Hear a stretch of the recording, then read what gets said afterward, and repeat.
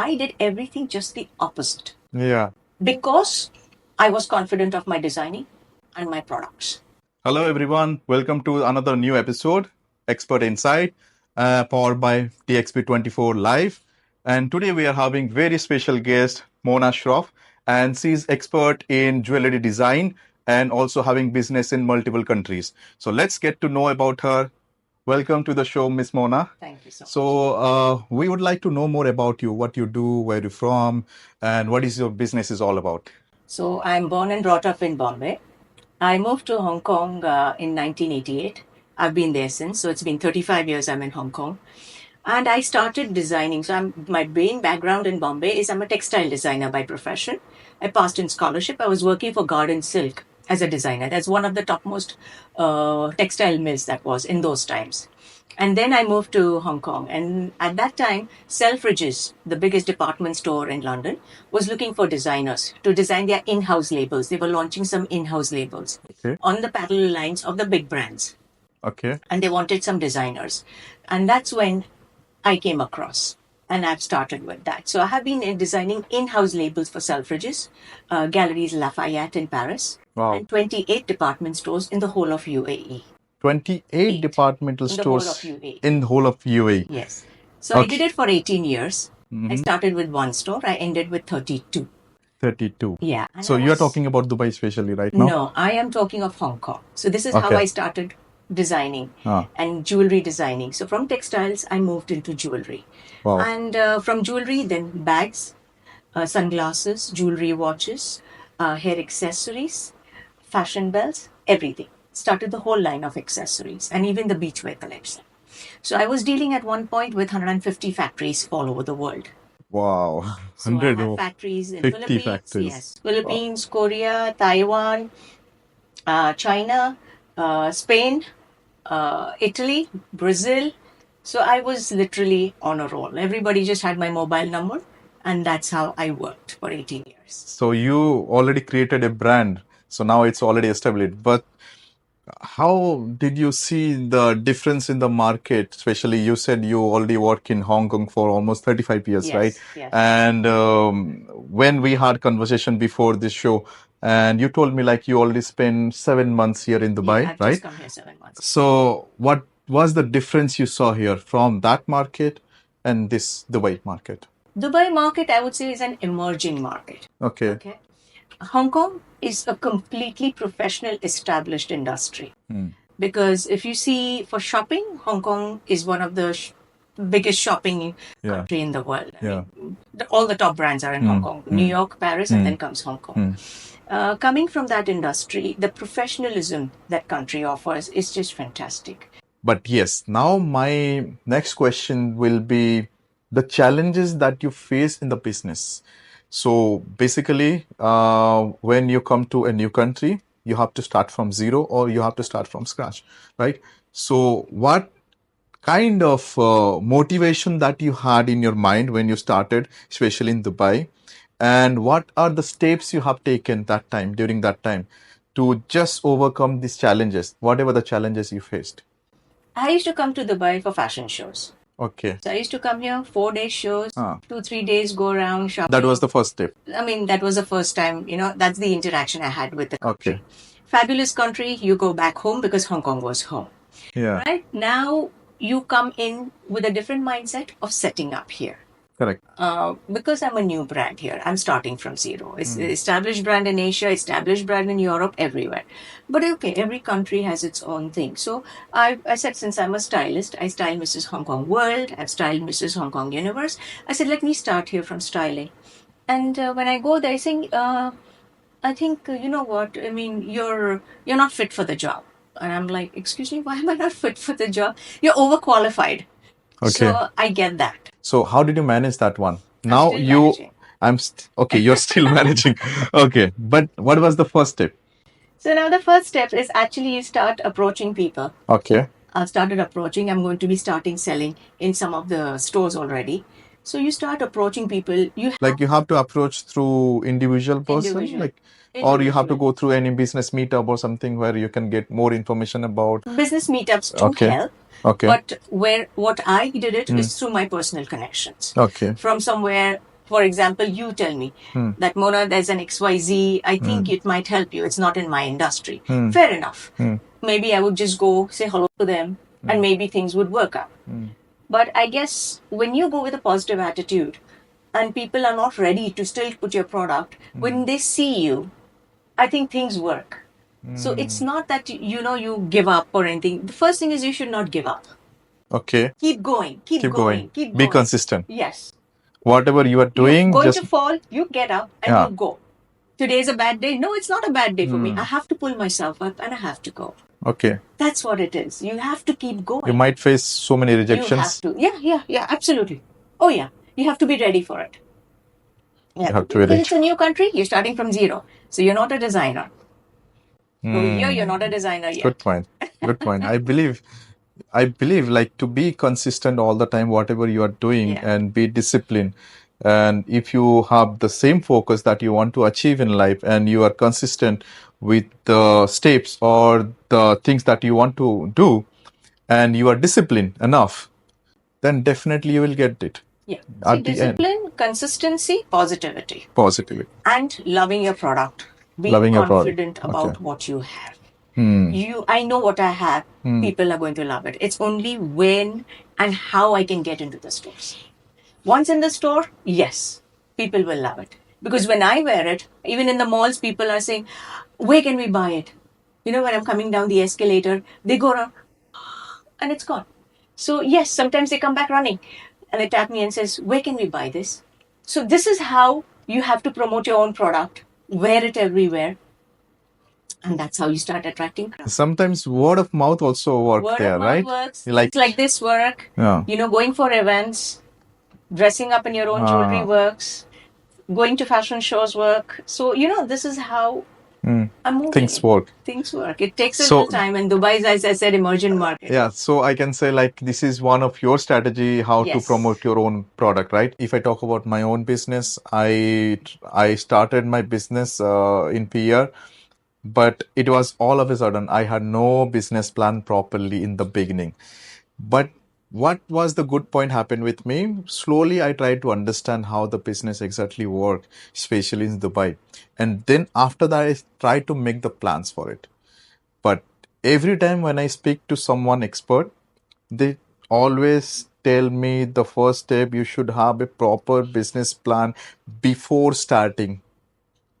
So what you think, whether we have this choice to have the business plan after starting, or it is better actually to have the business plan before you start it? Otherwise, everything will be shattered. What is your experience on it? Because I know you, and you told me last time you started everything, and then after that you go with the flow and manage everything. That's right. And that works for you. It worked for me. But most of the cases, I heard the opposite. They always give emphasis on starting your business, but have a plan first. If you have a business plan, if you have your strategy, then you put together everything and then you can start. You can take the risk.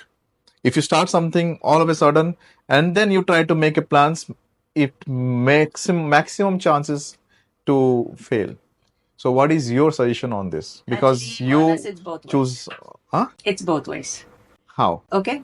Even if you, for example, if you say I have a strategy, I have the business plan ready, I have it all ready, and you say, oh, I'm now confident that I will start my new product. Definitely. Right? Maybe that is one thing that makes you more confident for your background.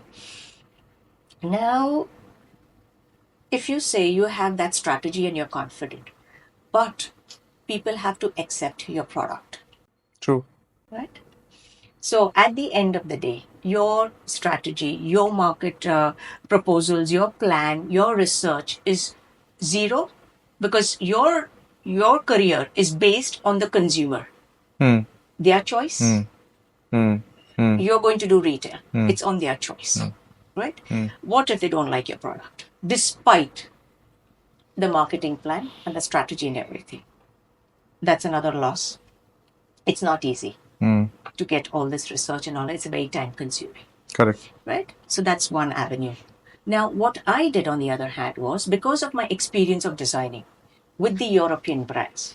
And I had a strong support of my factories. Right? 18 years is not a small time. It's 4 seasons a year I was designing. So I had the best factories with me. When I launched my own brand in 2011, I handpicked the best factories, which had supported me for more than that time, 18, 20 years. And that's how I launched. So I did everything just the opposite. Yeah. Because I was confident of my designing and my factory and my products. And I've always had it the European and Mediterranean style of designing. Right? Because of that, I straight jumped in. I started, first thing I did was launch my patent trademark. Where people do things much later, I did it all the opposite way. So my TM logo came in.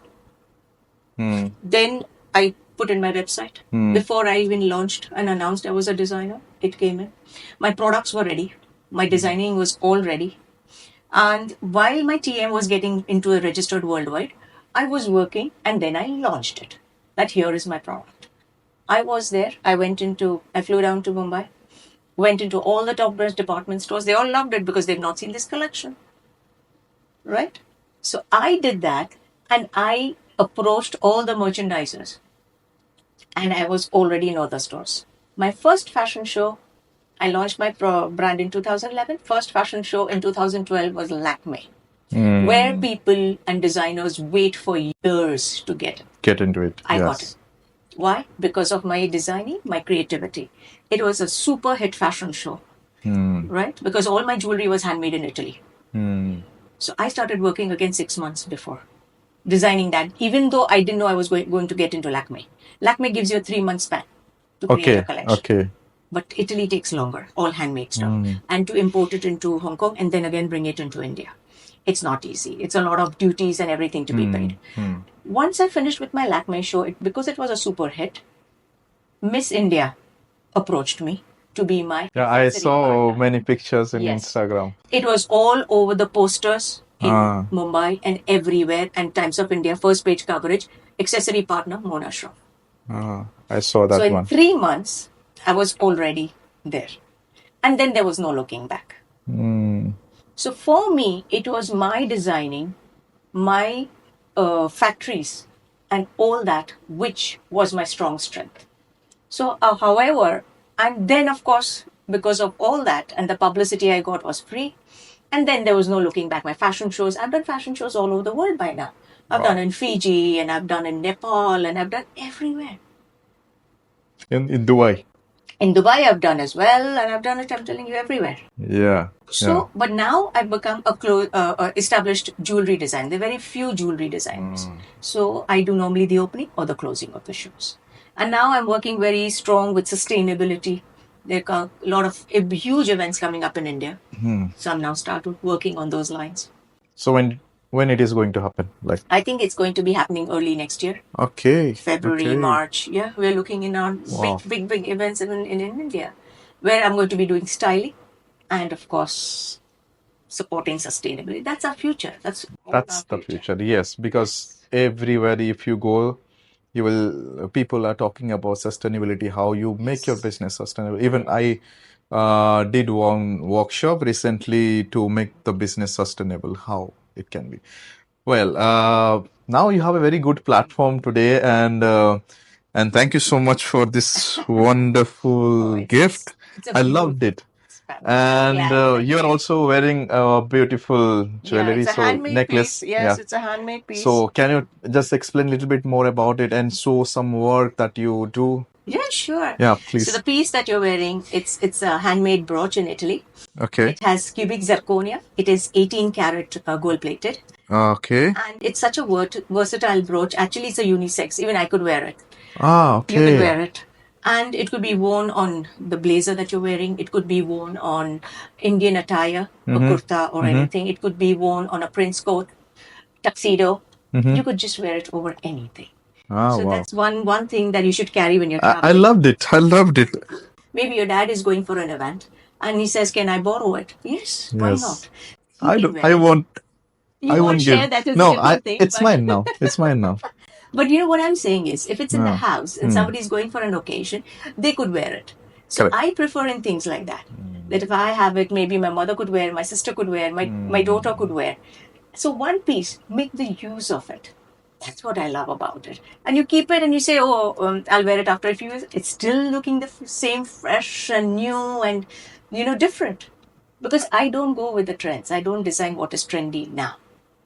So thank you so much, Miss Mona, and we are really happy to have you here today in our business talk show. It is such a wonderful episode that we have. We share our insights, we share our experience, and the best part of your show is about your journey, how you started your journey, and you did all the things opposite, but still you are successful.